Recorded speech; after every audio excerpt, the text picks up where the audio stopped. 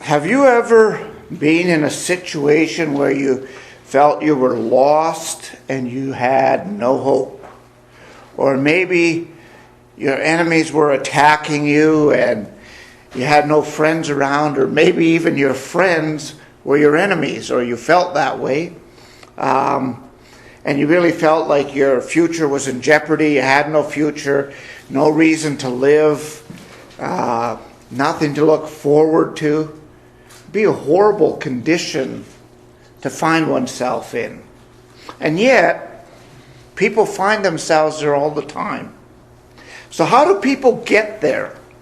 What causes them to spiral into that kind of a situation?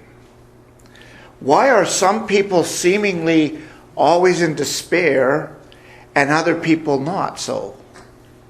Those are questions that we have to ask ourselves. Those are questions that people are seeking answers for.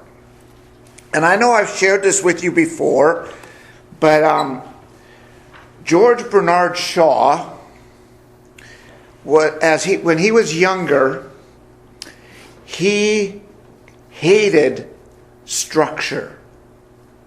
He didn't like society. He didn't like the structure in society.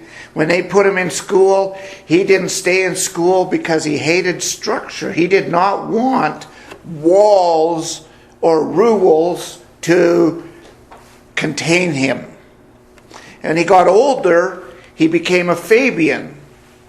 And a Fabian, they were kind of named after Fabius Maximus, way back in the Roman Empire. And what he did, and what the Fabians do, is instead of directly fighting something, they will backdoor it, and they will just slowly whittle away calmly, but very effectively in getting what they want, in changing government, in changing policy in government. And you say, really? How do they do that? Well, they do it just like the people that want their own sexual persuasion. They've just slowly whittled away at the government until all the policies on it change and they get what they want. So it happens in modern day as well. So that's where George Bernard Shaw was at. Top that off, he was an atheist. So you know why he was using his Fabianism for, or you knew what he was using it for. It was to take people away from God. And so he had built his whole hope, his whole future on this. And it's interesting because before his death he was famous for writing. And G.K. Chesterton wrote in April 1993 in The Signs of the Times, he wrote a quote from George Bernard Shaw at the end of his life. And this is what he said. He said, George Bernard Shaw is perhaps most renowned as a freethinker and liberal philosopher. In his last writings, we read, the science to which I pinned my faith is bankrupt. Its councils, which should have established the millennium, led instead directly to the suicide of Europe. In their name, I helped to destroy the faith of millions of worshippers in the temples of 1,000 creeds, and now they look at me and witness the great tragedy of an atheist who has lost his faith. Now there's a man that pinned his hopes on something he thought, something he believed, not necessarily truth, not necessarily anything, except he believed it. And he came to the end of his life and he figured out he had no hope. Wouldn't that be sad? But you see, that's what Satan wants. He's the destroyer. He's the deceiver. And if he can deceive you into pinning your hopes on something false, he knows where you're going to end up.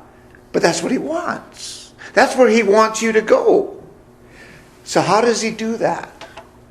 Well, he does it in a number of ways. But I think Job gives us a good example of how he does that. First of all, he attacks Job directly. Job had an enemy he didn't even realize he had, really. But he had an enemy not because of anything he had done except try to be righteous in the eyes of the Lord, which is doing something. And for that reason, for his love for God, Satan was his enemy. Have you experienced that in your life? Absolutely. You see, his goal, his nature, is to deceive, to lie, to destroy. And he goes before God and he says, you know what? One of my natures is that I'm an accuser, and I'm going to accuse Job. He said, yeah, sure, Job is hanging in there with you, and he's righteous in your eyes, because of course he would be. Why else wouldn't he be? You put a hedge around him, you're protecting him. And God says, no, he's righteous because he chose to be righteous, and therefore I put a hedge around him, and I'll prove that to you. He says, you go ahead, take everything he has. And he takes everything he has.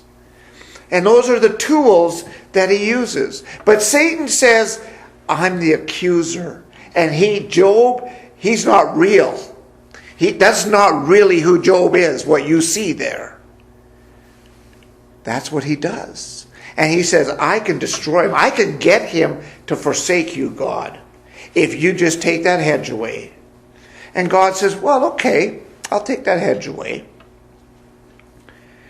You go ahead and you take everything he has. So he takes his family from him.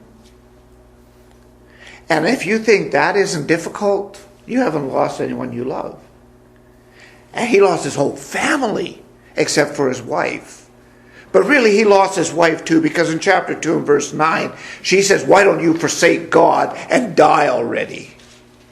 I mean, how's that for a spouse? You know, what a support, right? But Satan knows all this stuff, so he takes all of his family from him. And Job doesn't waver. And so he says, goes back and he says, yeah, sure. That stuff, okay, anybody can lose that stuff. That's okay. That's, material things and family and whatever. Yeah, that's nothing. But let me do some more to him. And God says, okay, you can do whatever.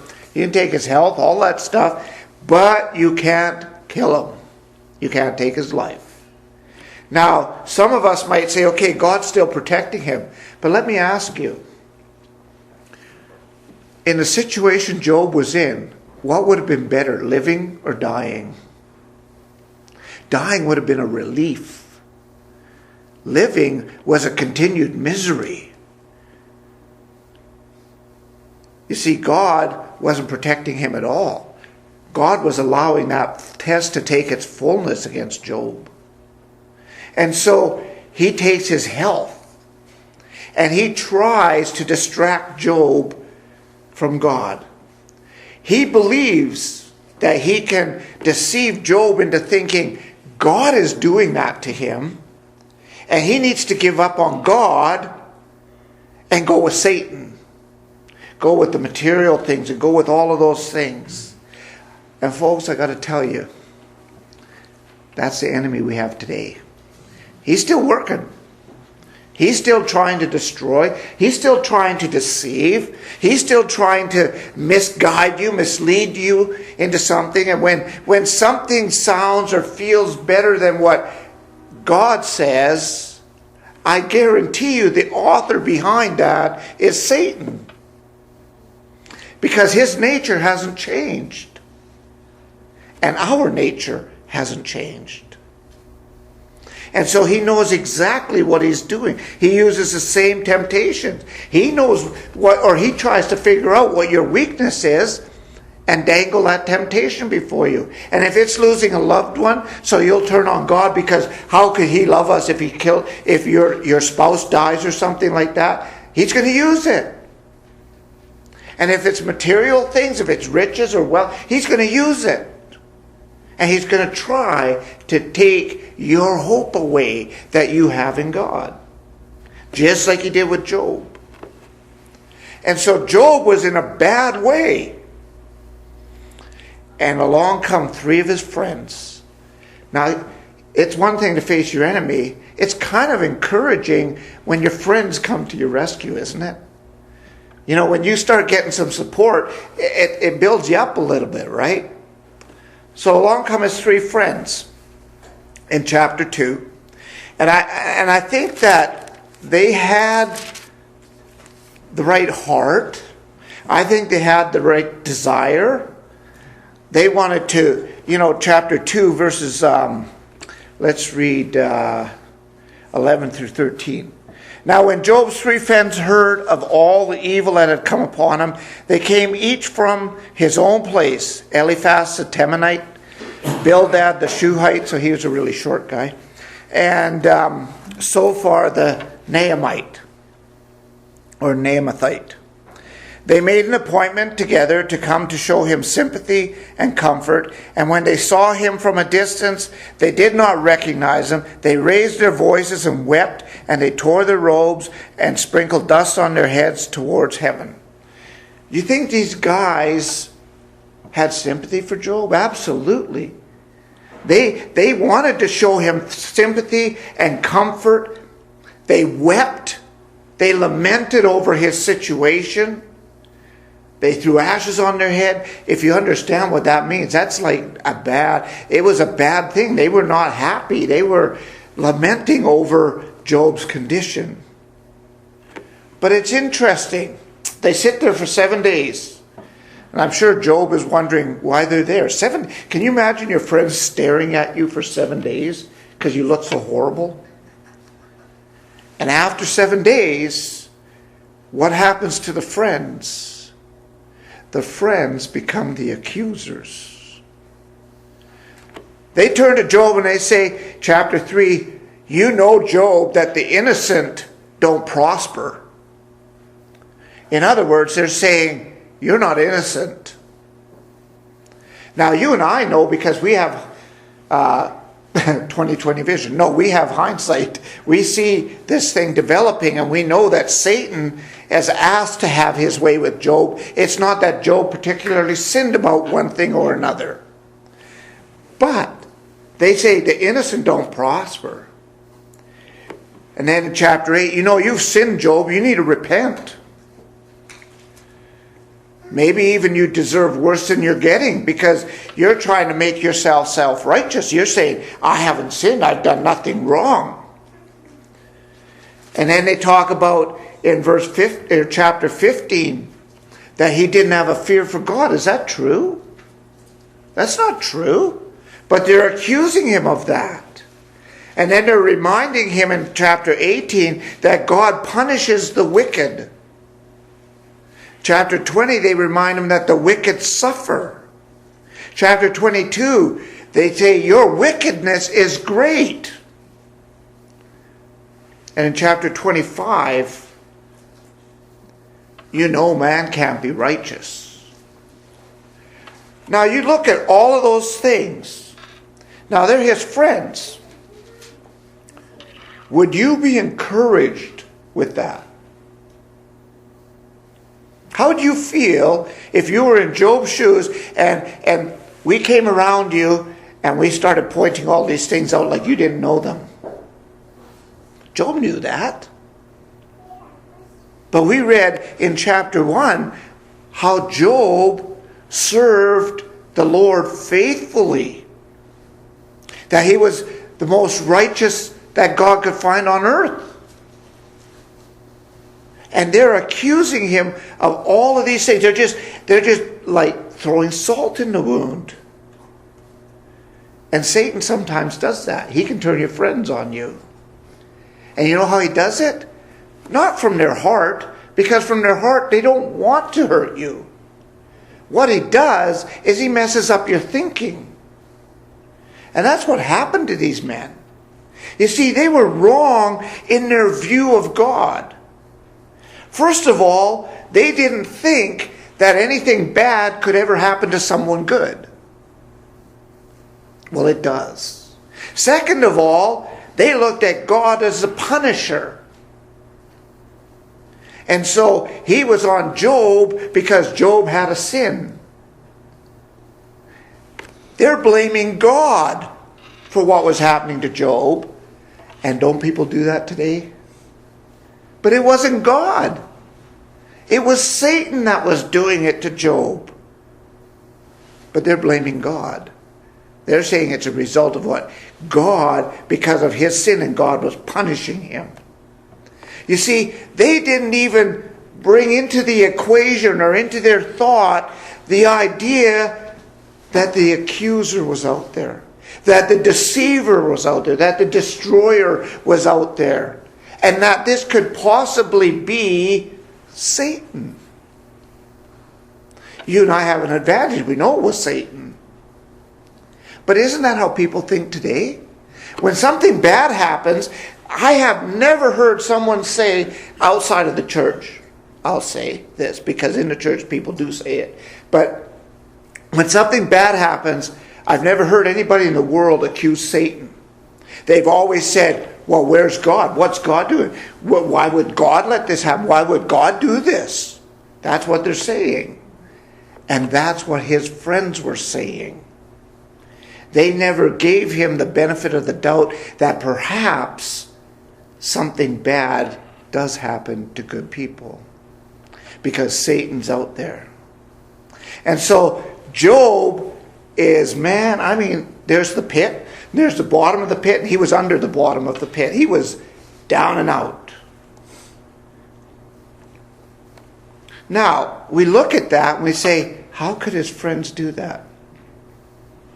Well, that's not the question. The question is, how can we do that today sometimes? Because we do. We fall into that rut. We have to be careful. But Job never took his eyes off of God. He never gave up on God being who God was. But having said that, he didn't have it all completely figured out either.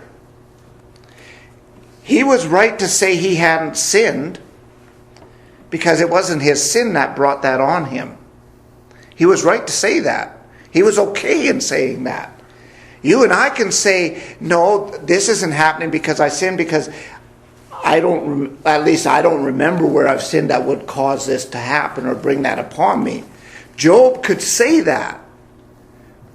And Job never denied God. But what got to Job was he didn't understand why God would let him suffer that way. And he even thought maybe it was God for a little bit. And so he wanted to ask the question to God's face, why? Why am I going through this? What is going on? And maybe even, God, why are you doing this to me? See, he had some questions. And I'm sure in his mind he thought, if I could confront God, if I could just confront God and ask him, I would understand. Well, don't you know it? Job gets the opportunity. But when he gets the opportunity to confront God, he has a change of heart. He has a change of mind. You see, Elihu softens him up a little bit. Elihu comes along, and he's a younger person, and he's been sitting on the sidelines, apparently, according to the scriptures. And he's been waiting, and finally he says, man, I got to say something. I'm going to blow up if I don't say something. I'm going to explode. I got to let this out. And what he does is he says, first of all, Job, your friends here, they got it all wrong. Your friends are wrong. They are wrong to do this to you. They're not thinking right. He said they have the wrong concept of God. Then he contradicts Job. And he says, Job, all of your thinking is a little wrong. Now, I don't blame Job. The pain he must have been in, the agony, the suffering. I don't blame him for being a little bit out of sorts. Pretty hard to keep your thoughts straight when you're in that kind of agony. But he said, you're not thinking completely right either, Job, because he said, who are you? God is the majestic one. He is God. He's creator. He can do what he wants to do. Who are you to question him, Job? Who are you to say, man, if I could take him on, I'd show him. Because I'm right in this. And he contradicts Job's self-righteousness. Or he condemns it. And he basically lays out the groundwork that bad things can happen to good people. And so when I say he softens Job up, is because after Elihu's done, God comes on the scene. Well, God's always been there, but God speaks up. And God says, Job, let me share some things with you. You just quiet for a minute. Let me share some things with you. He says, and he reveals his omnipresence to him. He says, I know everything. I'm everywhere. I see everything. I'm all-powerful. But he doesn't exactly say it in those words. I'm condensing it. But he says, Job, where were you when I created the earth?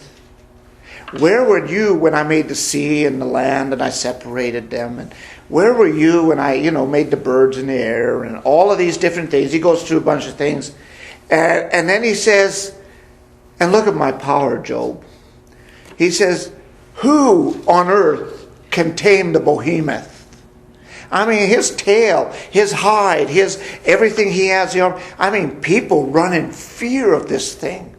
He opens his mouth to devour you in one mouthful, this beast. I created him. He doesn't worry me. Oh yeah, and there's the Leviathan in the sea, the big monster in the sea.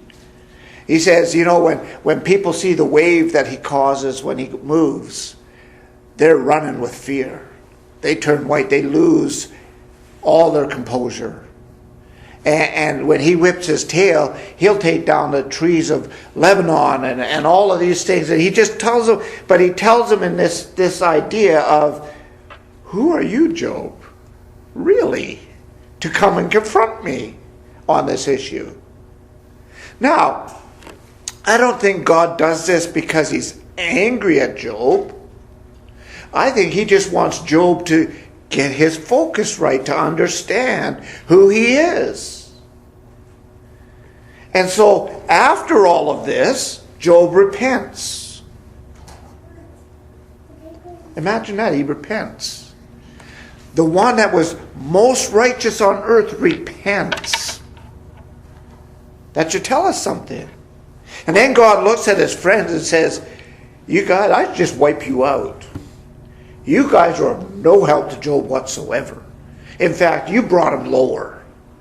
You better ask Job to pray for you and to offer a sacrifice, because if he doesn't, you guys don't have a hope.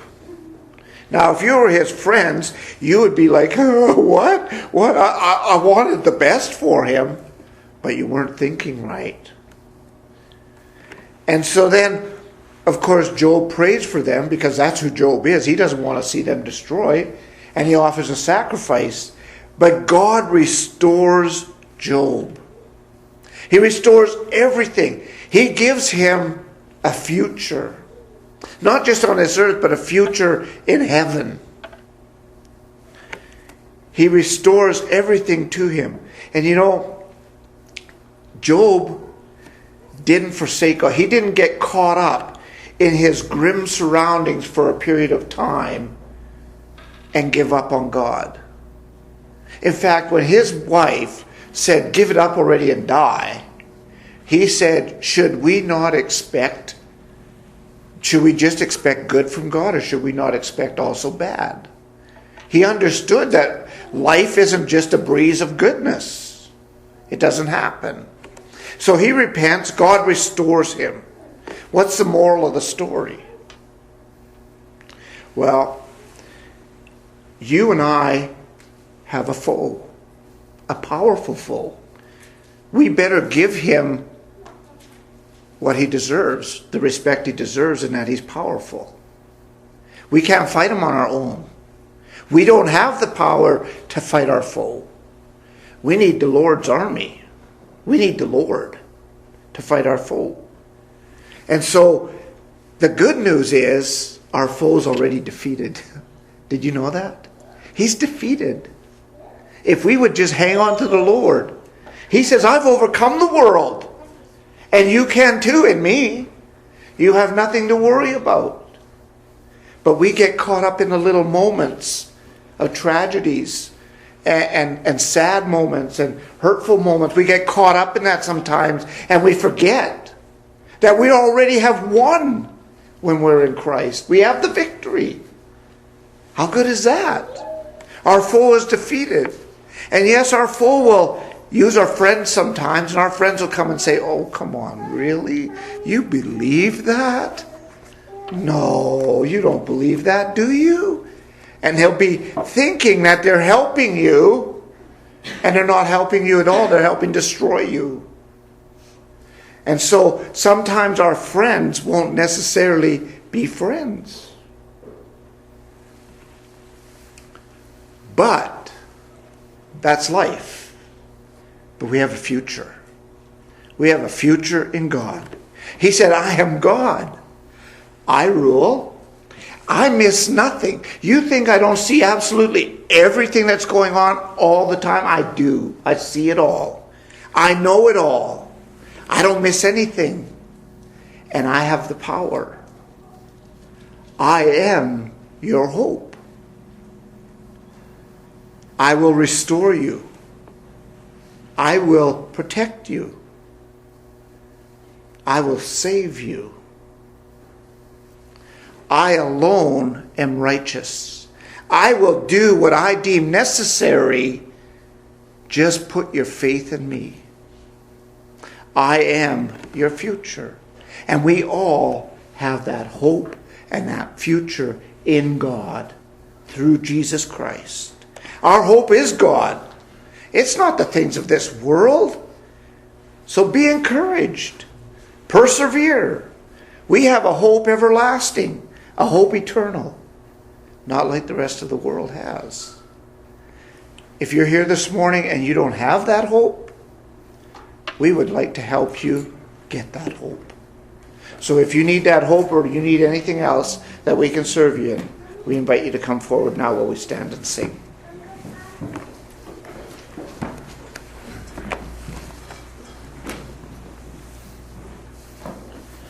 Pressing on the upward way, new heights I'm gaining every day. Still praying as I onward bound. Lord, plant my feet on higher ground. Lord, lift me up and let me stand by faith on heaven's tableland, a higher plane than I have found. Lord, plant my feet on higher ground. My heart has no desire to stay where doubts arise and fears dismay. Though some may dwell where these abound, my prayer, my aim is higher ground.